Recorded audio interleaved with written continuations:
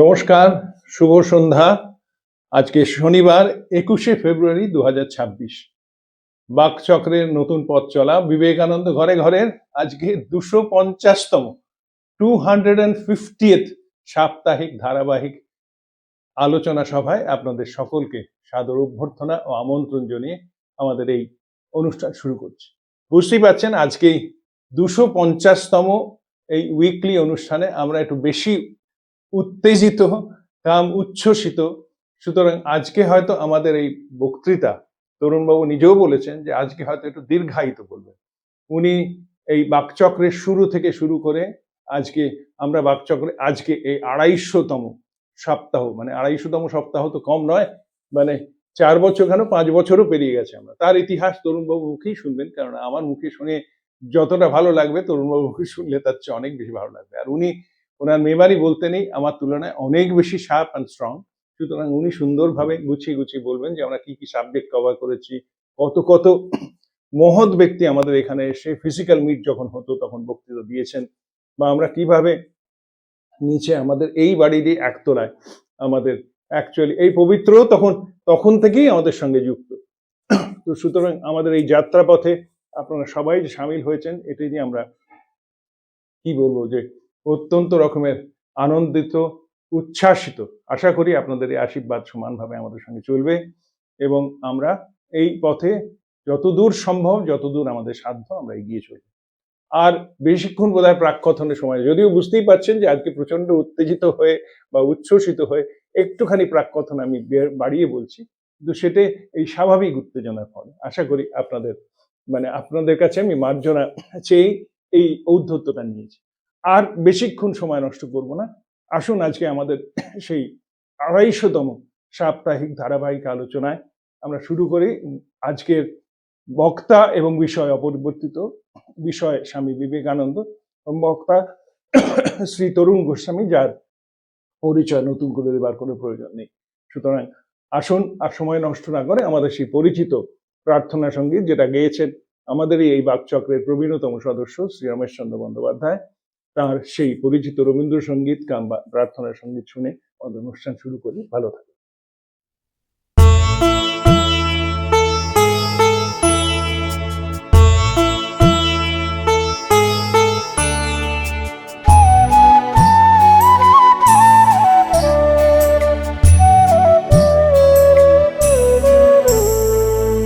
তোমারে করিয়াছি জীবনের রূপতারা, এ সমুদ্রে আরো কবু হব না গো পথহারা।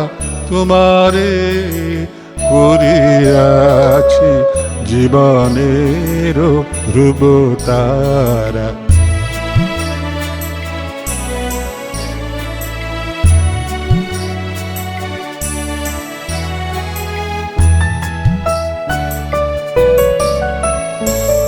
যেথায় আমি যাই না গো তুমি প্রকাশিত থাকো, যেথায় আমি যাই না গো তুমি প্রকাশিত থাকো। অকুল নয়ন জলে ঢালো গো কিরণ ধারা। তোমারে করিয়াছি জীবনের রূপতারা।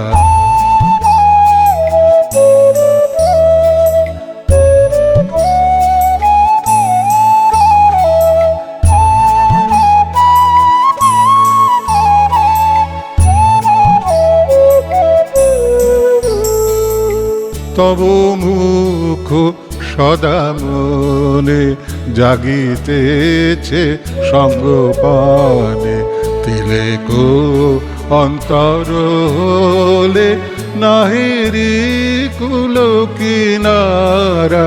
তব মুখ সদা মনে জাগিতেছে সঙ্গপানে, তিলেকো অন্তর হলে নাহেরি কুল কিনারা।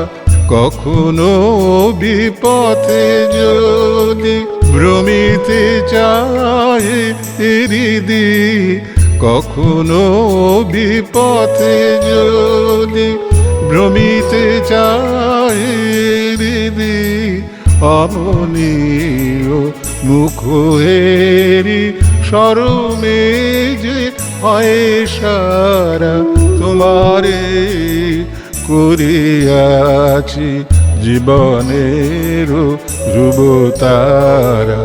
এ সমুদ্রে আরো কভু হব না গো পথহারা, তোমারে করিয়াছি জীবনের ধ্রুব তারা।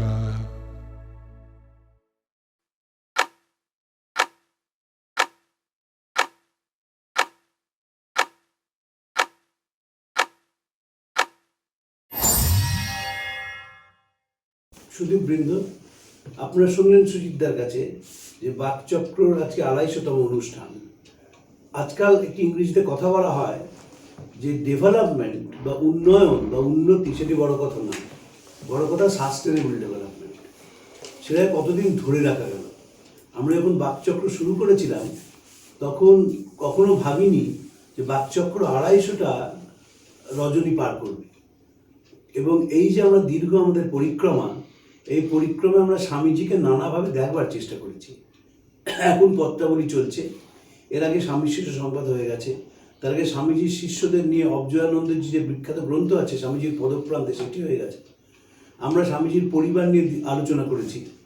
কিন্তু আমাদের যেটা হয় আমাদের দেশে, আমার মাস্টারমশাই অরিন্দম চক্রবর্তী বলেছিলেন যে বাকচক্রের লাইব্রেরি ভ্যালু আছে, এবং সেটা যে কতখানি সত্য আজকে আমরা বুঝতে পারছি।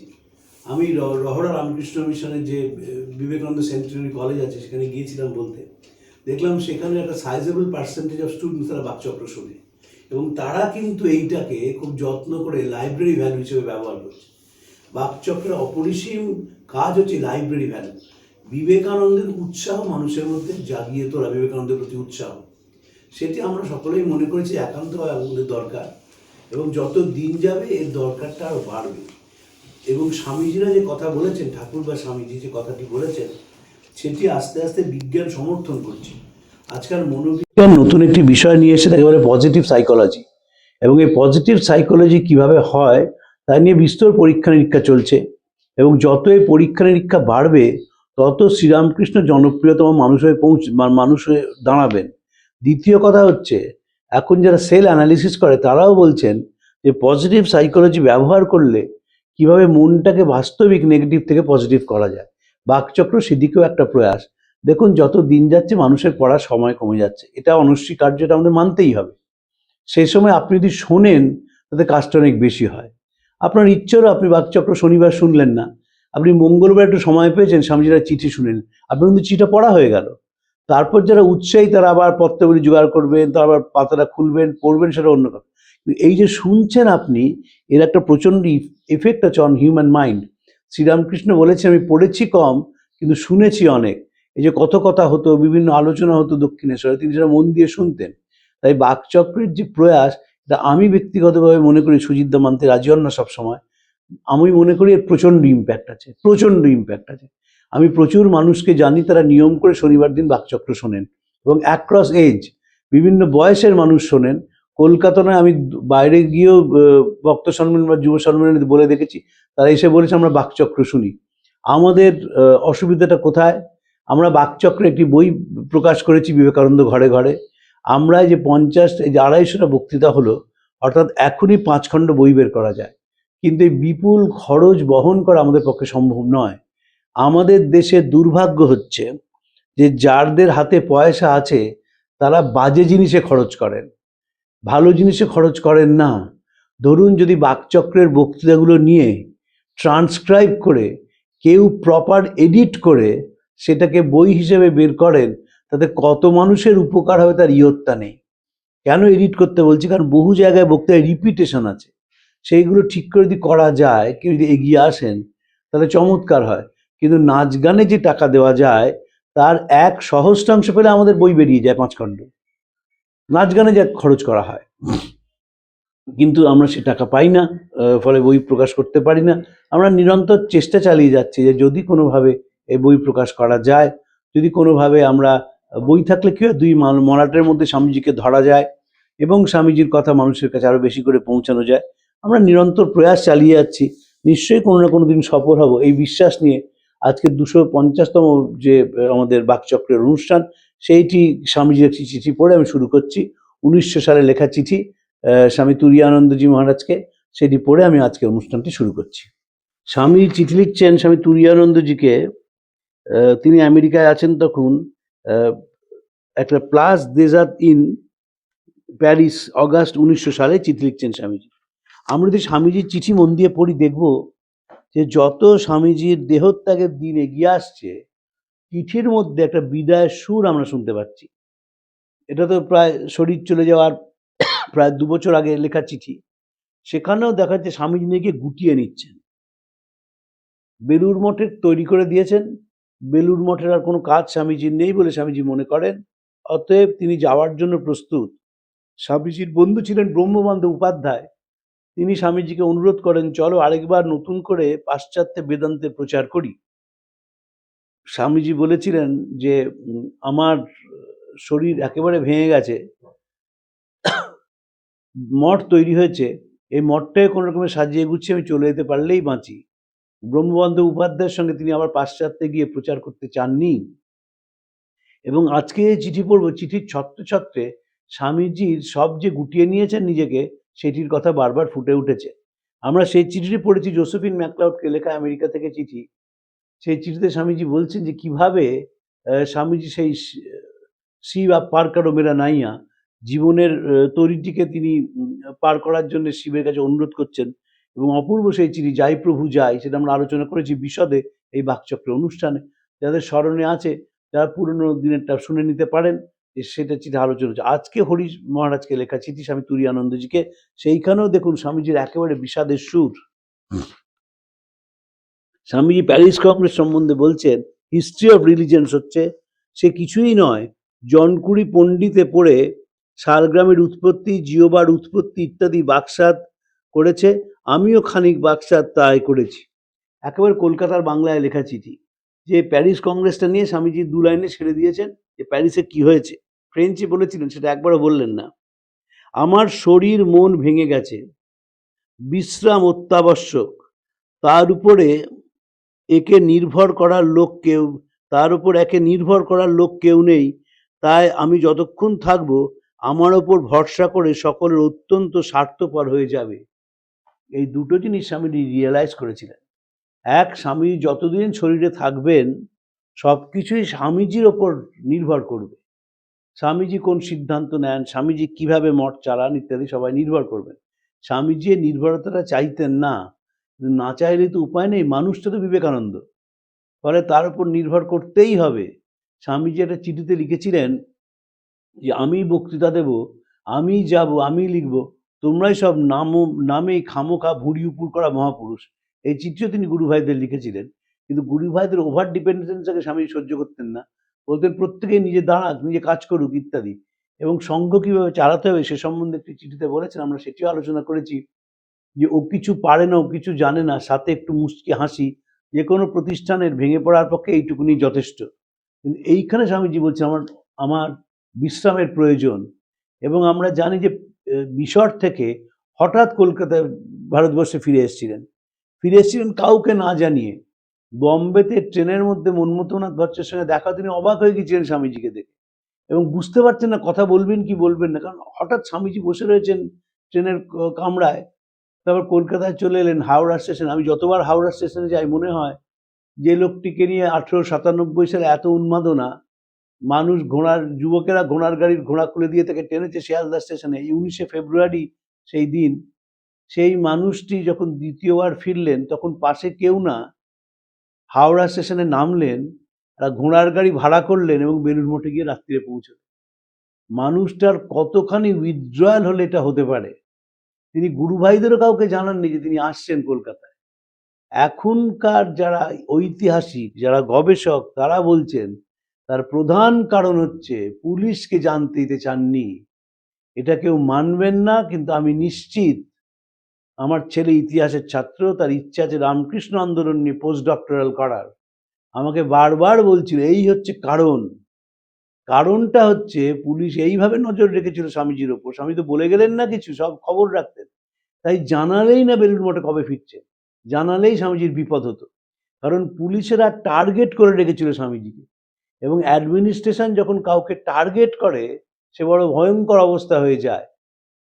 আমরা তো ওকাকুরাকে মনে করি যে তিনি একজন নিরামিষ আর্টিস্ট ছিলেন না।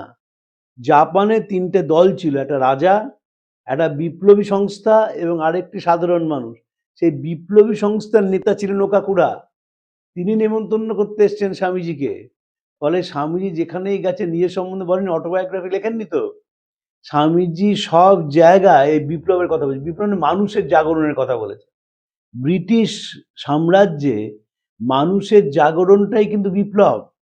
যে কারণে কার্ল মার্ক্সকে জার্মানি ছাড়তে হয়েছিল, যে কারণে ভূপেন দত্তের বই 1921 সালে ব্যান্ড হয়ে গিয়েছিল, মানুষের জাগরণ। আর বিবেকানন্দ জনগণের জাগরণ ছাড়া অন্য কিছু ভাবতে পারতেন না। ফলে এলেন একেবারে নিঃশব্দে, কাউকে না জানিয়ে তিনি এলেন।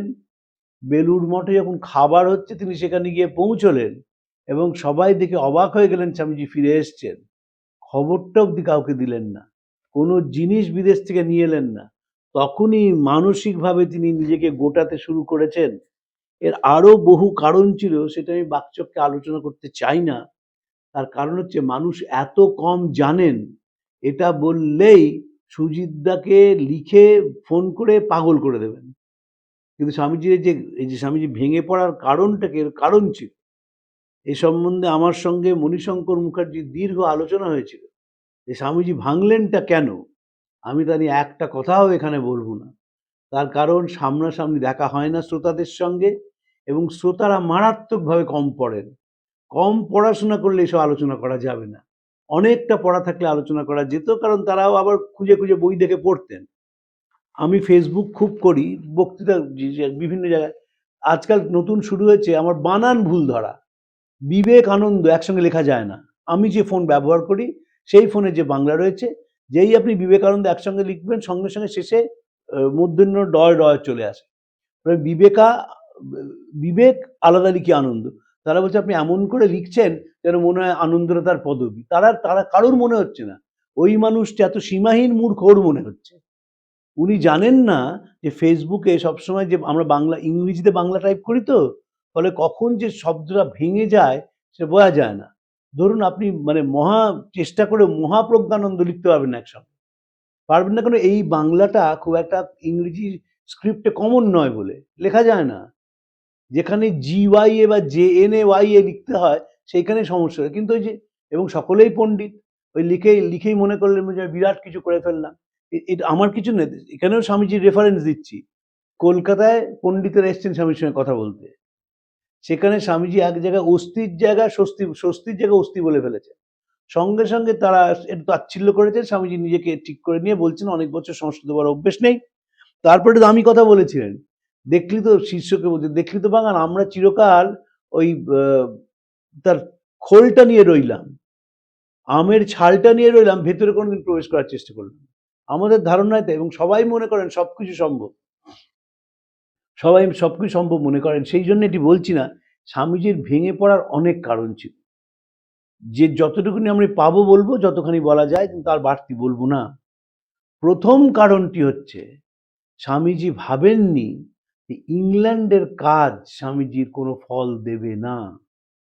স্বামীজির বারবার লিখছেন যে আমেরিকায় মানুষ অনেক বেশি হুজুগে গ্রহণ করে, ইংল্যান্ডের মানুষ সবকিছু একেবারে হিসেব করে নেয়, যা নেয় সেটা তাদের বুলডগের গো, তারা ছাড়তে চায় না। দ্বিতীয়বার বিলেতে গিয়ে বুঝলেন যে ইংল্যান্ডের কাজ ফেলিওর হয়ে গেছে। ইটি স্টাডি থেকে শুরু করে কেউ স্বামীজিকে জাহাজ ঘাটে নিতে এলেন না। স্বামীজি একটু ঠান্ডা করার জন্য নিবেদিতাদের বললেন, আসলে সবাই এখন গরম পড়েছে, সমুদ্রে স্নান করতে গেছেন, তাই জন্য এলেন না। আসল কথাটা তা নয়। কথাটা হচ্ছে ব্রিটিশ গভর্নমেন্ট পয়জন করেছিল স্বামীজির বিরুদ্ধে। যারা স্বামীজির ভক্ত তাদের বক্তব্য ছিল যে প্রফেটের কখনো ডায়াবেটিস হয় না। তাদের এও বক্তব্য ছিল যে উনি ব্রাহ্মণ নয়, ফলে নিজের দেশে খুব একটা গৃহীত হননি। তৃতীয় বক্তব্য ছিল যত ভক্ত স্বামীজির আছে তাদের সাইজেবল পার্সেন্টেজ হচ্ছে মহিলা। তাদের বোঝানো যা খুব বুঝেছিলেন, কিন্তু আমরা যারা এই সংশয় হবে তাই বলি, স্বামীজি তো আমেরিকায় কাজ করেছিলেন বেশি। আমেরিকাতে তখনই পুরুষ এবং মহিলা তারা সমান অধিকার পাওয়া অর্জন করে ফেলেছে। ফলে মহিলারা ডিসিশন মেকার হয়ে উঠেছিল। সেই ডিসিশন মেকারের মানুষেরা স্বামীজিকে গ্রহণ করে। ভারতবর্ষে যেহেতু স্বামীজি কায়স্থ ছিলেন, তাই ভারতবর্ষে স্বামীজিকে মানুষ নেয়নি। স্বামীজির শরীর ত্যাগের প্রায় 2 দশক পরে ওই সমাধি মন্দিরটি তৈরি হয়, কারণ কায়স্থ ছেলের জন্য কেউ টাকা দিতে রাজি হয়নি। আর একটা কথাও মনে রাখতে হবে, স্বামীজি কলকাতার ছিলেন তো, কলকাতার বড় লোকের ছেলে ছিলেন, তারা ভাবতেই পারেননি স্বামীজি আমেরিকায় কি কাজ করেছে। এইগুলো একটা মানুষের মনে ক্রিয়া করে। একটা চিঠি আমরা পড়েছিলাম, আপনাদের তো স্মরণে আছে, স্বামীজি বলছেন কাজ করতে খুব ভাল লাগে, কিন্তু শেষে যখন দেখি মানুষ তার বিরুদ্ধে আছে বড় মনটা ভেঙে যায়। একটা 30-32 বছরের ছেলের কথা ভাবতে হবে তো। আমাদের বাড়ির 30-32 বছরের ছেলের জন্য আমরা কত কিছু না করি, কিন্তু কেউ কিছু করলো না। কেউ কিছু করলো না। রামকৃষ্ণ মিশনের নড়বড়ে দরিদ্র অবস্থা, তারা তো এখনকার রামকৃষ্ণ মিশন নয় যে গাড়ি মানেই টপ মডেলের গাড়ি, তখন তা নয়, একেবারে দরিদ্র। আমি স্বামীজির সময় তো দেখিনি, তখন তো আর এই শরীরে ছিলাম না, দেখেছি কি দেখিনি জানি না। আমি 50 বছর ধরে রামকৃষ্ণ মিশনকে দেখছি। এই 50 বছর আগেই ছিল না আমার গুরু মহারাজ ভূতেশানন্দজি, তিনি থাকতেন কাকুরগাছি, ভাইস প্রেসিডেন্ট ছিলেন। তার কোনো গাড়ি ছিল না। কালীবাবু বলে এক ভদ্রলোক ছিলেন, তিনি অ্যাম্বাসেডরটা দিলে মহারাজ সেই গাড়িটা করে বেলুড় মঠে যেতেন। কয়েক বছর আগে কথা বলছি আমি, ও অনাদি অতীত নয়। ফলে স্বামীজির মনটা তছনছ হয়ে গিয়েছিল। স্বামীজি আরেকটা জিনিসও বুঝতে পারছিলেন যে লিডারশিপ নেওয়ার কেউ নেই। এগুলো খুব অপ্রিয় কথা, কিন্তু সত্যি কথা। কে লিডারশিপ নেবে? ওই আলোটাকে তো ধরার কেউ নেই। স্বামীজি চিঠিতে লিখছেন যে আমি একটা আগুনকে বহন করে বেড়াচ্ছি, কিন্তু তোমরা সেই আগুনটাকে ছুঁতে পারছো না। তোমরা এখনো সেই এক কাপড় ধরে টানাটানি টানাটানি করছো। সেই এক চিন্তাতে স্বামীজি তো বলছেন our guru was original, we should be either original or nothing. Original হওয়া তো সকলের পক্ষে সম্ভব নয়। সম্ভব নয় অরিজিনাল হওয়া। সেই এক নেতা ধরে তোমরা টানাটানি করছো। বাস্তবিক তাই করছিল। আপনি খুব নিরপেক্ষভাবে স্বামীজি পড়েন এবং তার গুরু ভাইদের পড়েন, ডিফারেন্সটা বুঝতে পারবেন। আমার বলেই তো হবে না, কিন্তু খোলা মনে পড়তে হবে। তো স্বামীজি এইসব দিকে মনটা ভাঙছিল। ইংল্যান্ডের স্বামীজির অসাফল্য একটা বড় কারণ। স্বামীজির তৃতীয় বড় কারণ হচ্ছে সিস্টার নিবেদিতাকে উনি যেভাবে আনতে চেয়েছিলেন সেভাবে তিনি এলেন না। আমরা তো নিবেদিতা সম্বন্ধে বলি তিনি খুব বড় শিক্ষয়িত্রী ছিলেন, সবাই বলেন, অনেকটা না পড়ে বলেন। হিসেবটা মনে রাখবেন। 1898 সালে স্কুল খোলা হলো, 1899 সালে প্লেগ হলো। প্লেগের সেবা করলেন নিবেদিতা। 1899 সালে জুন মাসেই পাশ্চাত্যে চলে গেলেন। স্বামীজি 1900 সালের শেষে ফিরলেন, নিবেদিতা 1901 সালে ফিরলেন। 1901 সালে পূর্ববঙ্গে গেলেন। পূর্ববঙ্গ থেকে ফিরে এলেন স্বামীজি, নিউমোনিয়ায় অত অসুস্থ। 2 সালে স্বামীজি চলে গেলেন। তার 2 সপ্তাহের মধ্যে নিবেদিতাকে রামকৃষ্ণ মিশন ছেড়ে যেতে হয়। পড়ালেনটা কবে? আমি নিবেদিতা লুইবার্গের কাছে পড়তাম, তাই আমার কোনো ইনহিবিশন নেই। কেউ যদি বলে নিবেদিতা অনবদ্য ইংরেজি লিখতেন, কোনো সন্দেহ নেই সেখানে। কেউ যদি বলে নিবেদিতা অসম্ভব ভারতকে ভালোবাসতেন, সে বিষয়ে কারোর কোনো সন্দেহ নেই। নিবেদিতা স্কুলটা চালাননি। অশ্বিনী কুমার দত্তকে জেল থেকে ছেড়ে দেওয়া হচ্ছে, নিবেদিতা স্কুলে ছুটি দিয়ে দিলেন। ছুটি দিয়ে পুরো স্কুলটাকে ফুল বেলপাতা দিয়ে সাজালেন, কারণ অশ্বিনী দত্তকে জেল থেকে ছাড়া হচ্ছে। একদম পলিটিক্যালি ইনভলভড হয়ে গিয়েছিলেন। সে তো হয়েইছিলেন। যখন বেনারস কংগ্রেস হচ্ছে তিনি সেখানে গিয়ে বাড়ি ভাড়া করে থেকে মানুষের কথা লিখেছেন। এটাও স্বামীজির একটা যন্ত্রণার বড় কারণ। এবং আমি পরের দিন চিঠিটা পড়বো, আজকে আর পড়ছি না, যেহেতু 250তম অনুষ্ঠান, পরের দিনই পড়বো। স্বামীজি লিখছেন নিবেদিতাকে, তোমার নতুন বন্ধুদের প্রতি আমার যে হিংসে আছে তুমি ভাবো সেটা ঠিক নয়। এবং সম্পূর্ণ নিবেদিতা রাজনৈতিকভাবে ইনভলভড হয়ে গেলেন।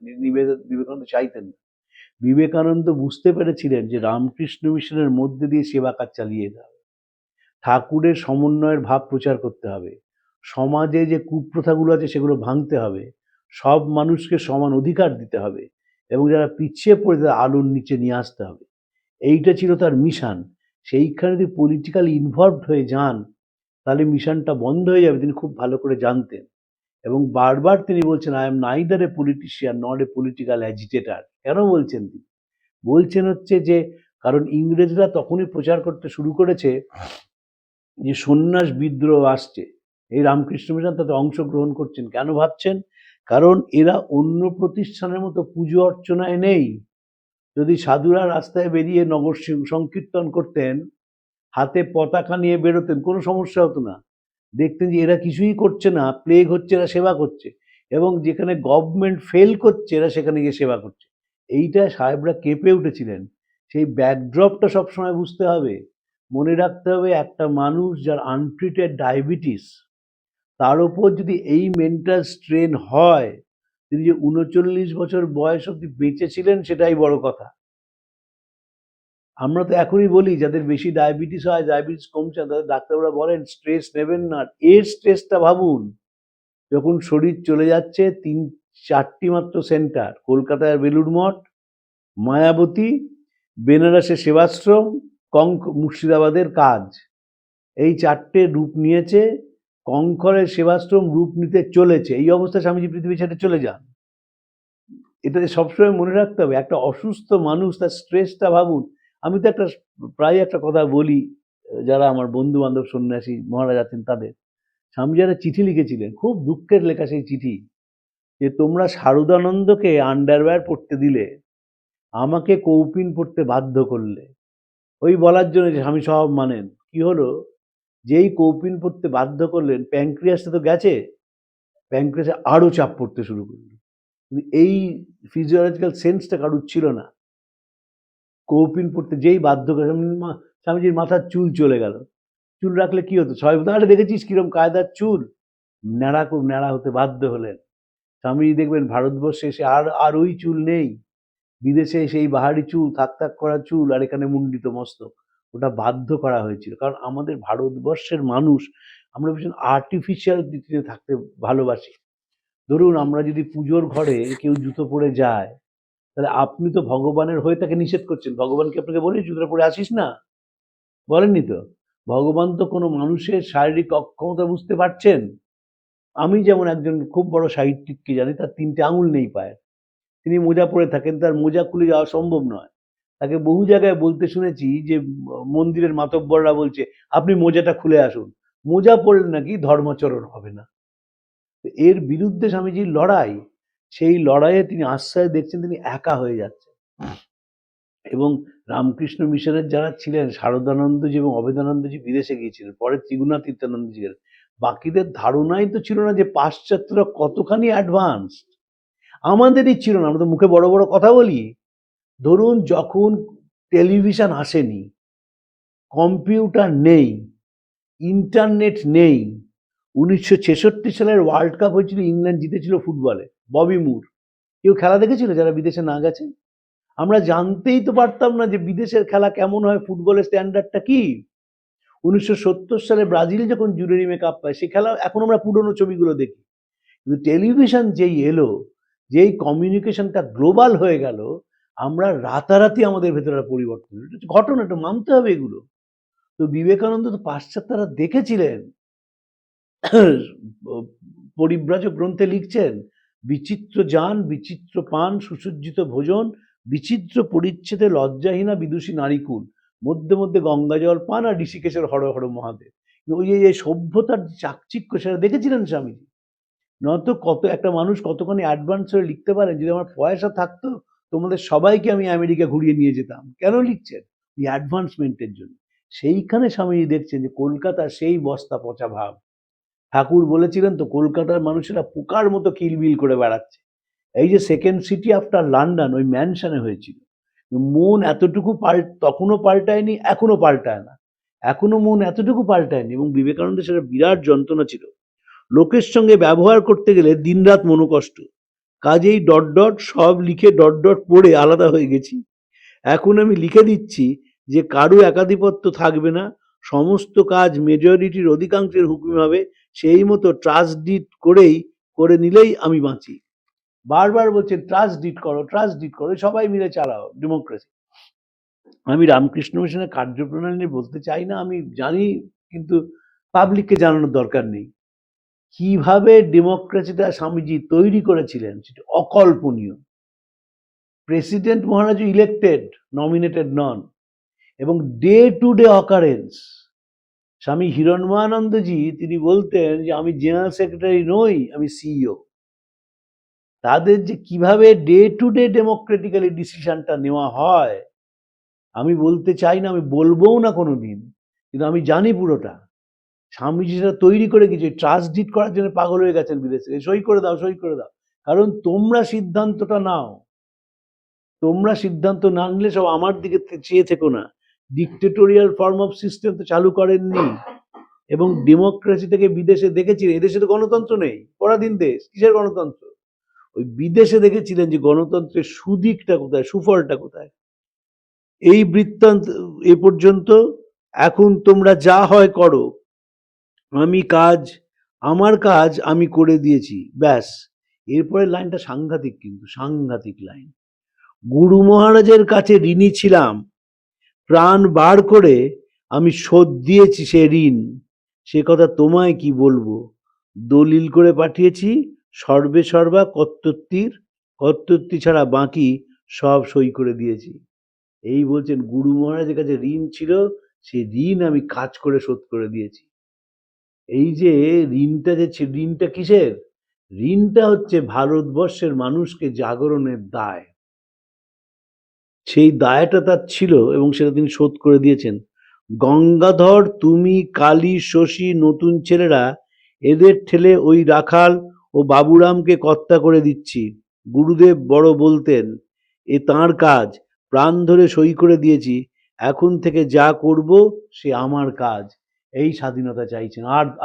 আর এই নিয়মের মধ্যে থাকবো না। শেষে তো নিয়মের মধ্যে ছিল না স্বামীজি। আমি দুজনকে একটি ঘটনা বলে দুসময় আমার দুটো অন্য সময় বা দুটো ভিন্ন সময় আমি কাঁদতে দেখেছি। শঙ্করী বাবু এমনিতে খুব রিজিড মানুষ ছিলেন, কিন্তু স্বামীজি ওই বেলুড় মঠে ছাগলের সঙ্গে দৌড়ে বেড়াচ্ছেন নিজের মতো করে, আর কিছু ধারছেন না, এটা বলতে গিয়ে শঙ্করী কেনা ফেলতেন। লুই বার্গ, তিনি খুব সেন্টিমেন্টাল ছিলেন, ভীষণ সেন্টিমেন্টাল। লুই বার্গ এই ঘটনা যখন বলতেন, লুই বার্গের একেবারে বারবার চশমা খুলে চোখ মুছতেন, যে যখন হাত গুটিয়ে নিলেন স্বামীজি, তখন সবাই অবাক হয়ে দেখতো যে এই মানুষটি ওই তাদের সঙ্গেই খেলে বেড়াচ্ছেন, দৌড়াচ্ছেন। যদি কখনো পারেন এর উপরে মণিশঙ্কর মুখার্জির লেখা আছে, পড়বেন, যে নিঃসঙ্গতা কাকে বলে। কারোর সঙ্গে কথা বলতে পারছেন না, গুরু ভাইদের সঙ্গে কথা বলতে পারছেন, তারা ভয় পাচ্ছে। বিবেকানন্দের কি হলো? যে মানুষটা কলকাতা ছাড়লেন, বন্ধুদের প্রাণ, সামাজিক সম্মেলনের মধ্যমণি, সেই মানুষটি ইংল্যান্ড আমেরিকায় বিখ্যাত হওয়ার পর তারাই দূরত্ব রচনা করলো। তারা সেভাবে মিশতে পারছে না, ভয় পাচ্ছে সেভাবে মিশতে। সে বিখ্যাত ঘটনা আপনারা জানেন, স্বামীজি একদিন শিষ্যকে বলেছেন গা ম্যাসাজ করে দিতে। ডায়াবেটিস তো, গা হাত পা ব্যথা হতো। তখন তিনি বলেন, তোকে দিয়ে হবে না, তুই রাজাকে গিয়ে বল, যা। তো সে ব্রহ্মানন্দকে ডেকে নিয়ে আসা হয়েছে, তিনি গা ম্যাসাজ করে দিচ্ছেন। এবং চান করে গেছেন ঘেমে, কারণ খুব জোর সেই সেল ম্যাসাজ করতে হয়েছে। ফিরে আসার পরে স্বামী ব্রহ্মানন্দ একজন বলছেন, আপনি প্রেসিডেন্ট? স্বামীজি বললেন, আর আপনি গিয়ে ম্যাসেজ করতে শুরু করে দিলেন? বললেন, স্বামীজি বলেছেন ওটা আমার কাছে আদেশ। শিবানন্দজি পাশে বসেছিলেন, তিনি বললেন যে আমি সবসময় ভাবি যে স্বামীজি আমাকে কেন বলেন না। এরা মানতেন স্বামীজি, এরা বুঝতে পেরেছিলেন এর ক্ষমতাটা কোথায়, কারণ এরা বিদেশে স্বামীজি কি কাজ করেছেন সেটা বুঝেছিলেন। আমাদের দুর্ভাগ্য, আমাদের দেশের ঐতিহাসিকরা এখনো সেটা বোঝে না। তাই জন্য দেখবেন কোনো সিরিয়াস হিস্ট্রি বই আমাদের দেশ লিখতে পারে না, বিদেশে কিন্তু গুরু টু দ্য ওয়ার্ল্ড লেখা হয়, এই যুগেই লেখা হয়। এবং স্বামীজি তাই তো অন্য সবাই ভয় পেতেন, স্বামীজি কাছে যেতেন না। তোমরা এবার কাজটা করো, আমার ওপর নির্ভরতাটা ছাড়ো, আমি এখন আমার কাজ করতে চললুম। গুরু মহারাজের ঋণ প্রাণ বয়ে শোধ করে দিয়েছি, তার আর দাবি দাওয়া নেই। তোমরা যা করেছো গুরু মহারাজের কাজ করে যাও, আমার যা করার আমি করব। ব্যাস ওইসব সম্বন্ধে আমায় কিছু লিখো না, বলো না, ওতে আমার মতামত একদম নেই। এখন থেকে সব অন্যরকম।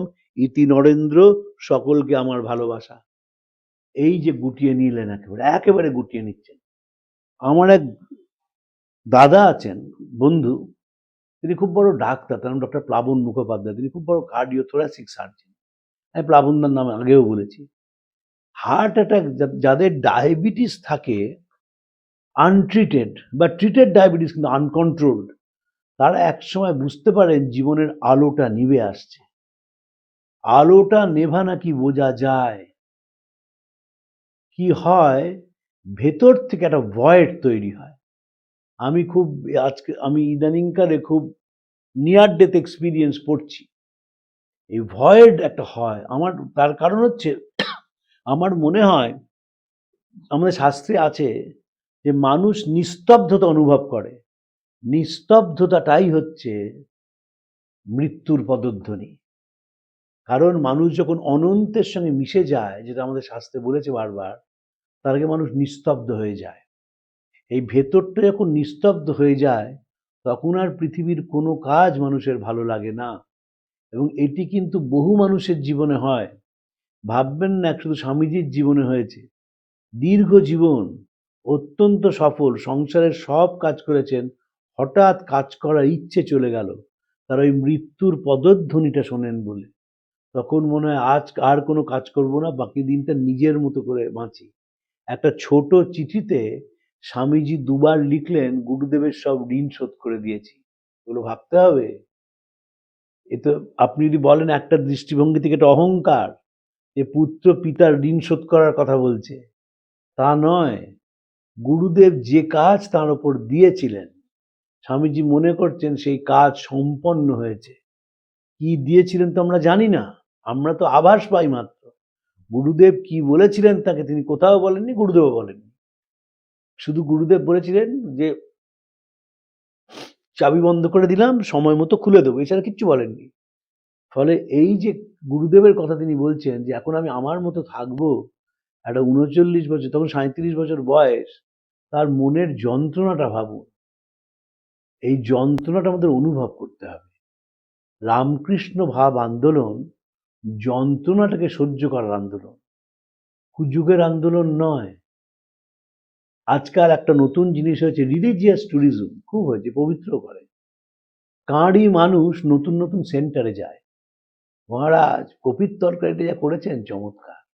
মহারাজ চালটা কি আপনাদের এখানে হয়? খিচুড়িটা অপূর্ব হয়েছে মহারাজ। আর চাটনিটা একেবারে যেমন চাইছিলাম সেরকম। করে বিকেলবেলায় বাড়িতে চলে এলাম। যেহেতু সারাদিন একটা পরিশ্রম কাজে খুব তাড়াতাড়ি ঘুমিয়ে পড়লাম আলো নিভিয়ে। এইটা ভাব আন্দোলন নয়। ভাব আন্দোলন হচ্ছে প্রত্যেক স্তরে নিজেকে মিলিয়ে মিশিয়ে দেওয়ার আন্দোলন। এইটা মনে রাখতে হবে আমাদের। এটা কিন্তু হুজুগের আন্দোলন নয়। এই যে এত বিপুল সংখ্যক মানুষ দীক্ষা নেন, তারা সংখ্যায় বাজি, এ তো হেড কাউন্টের আন্দোলন নয়। আন্দোলনটা হচ্ছে অনুভবের আন্দোলন। আন্দোলনটা বিবেকানন্দকে বোঝার আন্দোলন এবং নিজের পরিবর্তন হয়ে যাওয়ার আন্দোলন। আমি রহরা কলেজে যখন বললাম যে পরিবর্তন হওয়াটাই বিবেকানন্দ চর্চা, ছেলেগুলো যেহেতু খুব ব্রাইট এবং পড়াশোনা করে, স্বামীজি একবারে ধরে দিল। ধরতে পারেন না হচ্ছে শ্রোতারা। আমি মাঝে মাঝেই ভাবি, ফেসবুক তো অনেক লিখি, তো একটা ছবি আমার কাছে আছে, অপূর্ব ছবি। ভক্ত সম্মেলনে সবাই ঘুমাচ্ছেন, দুপুরে খাওয়া হয়ে গেছে, নিষ্কাম ঘুমাচ্ছেন এয়ার কন্ডিশনের নিচে গরমকালে। সেই ছবিটা দিয়ে ফেসবুকে একটা লিখি। অনেক কটা চেনা মুখ আছে আমার, তারা খুব বিরক্ত হবে না আমি লিখলে, সেই জন্য লিখি না, আর কোনো কারণ নেই। এই আন্দোলনটা সেই আন্দোলন নয়। অনুভব করতে হয় বিবেকানন্দকে, আত্মীয়তা করতে হয় বিবেকানন্দের সঙ্গে। সেটাই কিন্তু বাকচক্রের প্রয়াস। বাকচক্রের আর কোনো প্রয়াস নেই। বাকচক্রের প্রয়াস হচ্ছে যে বিবেকানন্দের সঙ্গে মানুষের যেন সম্পর্কের নৈকট্য হয়। একদম তাই। এটা আমাদের একদম সোল মোটো, আর কোনো মোটো নেই। নৈকট্য যেই হবে, মানুষ নিজের দিকে তাকাতে ভুলে যাবে। যত সে নিজের দিকে তাকাতে ভুলবে, তত সে আনন্দের মধ্যে থাকবে। এটা হচ্ছে বাকচক্রের প্রাইম ফিলসফি। নয়তো ২৫০ রজনী পার করা হলো কেন? কম কথা তো নয়। এত বছর ধরে স্বামীজি চর্চা, স্বামীজির কথা বলা হচ্ছে। প্রত্যেক শনিবার নিয়ম করে 7:30 বাজলেই আপনারা বাকচক্র পেয়ে যাবেন। সাথে আমরা পডকাস্ট শুরু করেছি। ওই উদ্দেশ্য একটাই, যে স্বামীজির সঙ্গে বন্ধুত্ব করা, স্বামীজিকে চেনা, শ্রীরামকৃষ্ণকে বোঝা এবং মার কাছে পৌঁছে যাওয়া। করতে গেলেই আমরা সফল। এবং সে যে মানুষ করছেন না তা নয়। আমি খুব ঠান্ডা মাথায় বলছি আপনাদের, অন্তত অন্তত 2.5 লক্ষ মানুষ বাকচক্র শোনেন, শুনেছেন প্রথম দিন থেকে। সংখ্যা কিন্তু কম নয়। 2.5 লাখ। সবাই সাধুরা তো লাইক দেন না, কিন্তু শোনেন। আমাকে কয়েকজন সন্ন্যাসী বলছেন, ভাই তুমি খুব উপকার করছো আমাদের, এইসব শুনে নিই, টুকে রাখি, তারপর বক্তৃতায় ব্যবহার করি। শুনছেন তো? তার মানে এত মানুষ শনিবার হলেই তাদের মনে হচ্ছে আজ কিন্তু বিবেকানন্দ, এখানেই আমাদের সাফল্য। যে বিয়ে বাড়ি থাক, অন্য কোনো অ্যাসাইনমেন্ট থাক, বর্ষাকাল হোক, শনিবার 7:30 মানেই আমরা বিবেকানন্দের কথা শুনি। শুনতে শুনতেই মানুষ পাল্টায়, শুনতে শুনতেই মানুষের পরিবর্তন আসে। এবং সেখানে আমাদেরও সাফল্য, যে এতদিন ধরে মানুষ বাকচক্র শুনছেন। আপনারা তার রিয়াকশানগুলো পড়বেন। 19 থেকে 20 হলে তারা রিয়াকশান দেন। তারা ভালো হলে ভালো বলেন, যেখানে তাদের সংশয় আছে সেই সংশয়টা কাটানোর জন্য বলেন। এবং এইভাবে এত চিঠি আমরা যে পড়ছি, প্রত্যেক শনিবার তারা চিঠির কথা শুনছেন। পডকাস্টের আরো সময়টা বাড়ানোর জন্যে পবিত্রর মাথা খেয়ে ফেলেছেন বেশ কিছু মানুষ। কিন্তু আমরা তো ওই বিবেকানন্দের কথা ছড়াতে হবে, শোনাতে হবে। এবং এই মানুষটির কথা ভাবতে হবে, 37 বছরেই সব তিনি গুটিয়ে নিচ্ছেন নিজেকে। পৃথিবীতে প্রায়োরিটিটাই হচ্ছে আসল, প্রায়োরিটাইজেশন অফ নিডস। বিবেকানন্দের প্রায়োরিটি 37 বছরে আর বেলুড় মঠ নয়। তখন প্রায়োরিটি নিজের মতো করে থাকা, নিজের মতো করে বাঁচা। প্রথমবার বিদেশ থেকে ফিরেছিলেন, রামকৃষ্ণ মিশন তৈরি হয়নি, তাই কাউকে জানাবার প্রয়োজন ছিল না। দ্বিতীয়বার জানাবার প্রয়োজন ছিল যে তিনি বিদেশ থেকে আসছেন, কারণ তিনি একজন প্রতিষ্ঠানের, একটি সংঘের সদস্য। সেটাও জানালেন না, কারণ মাথায় ঢুকে গেছে আমি বাকি দিনগুলো আমার মতো করে বাঁচবো, আমার যা করার ছিল হয়ে গেছে, মাই প্লে ইজ ডান।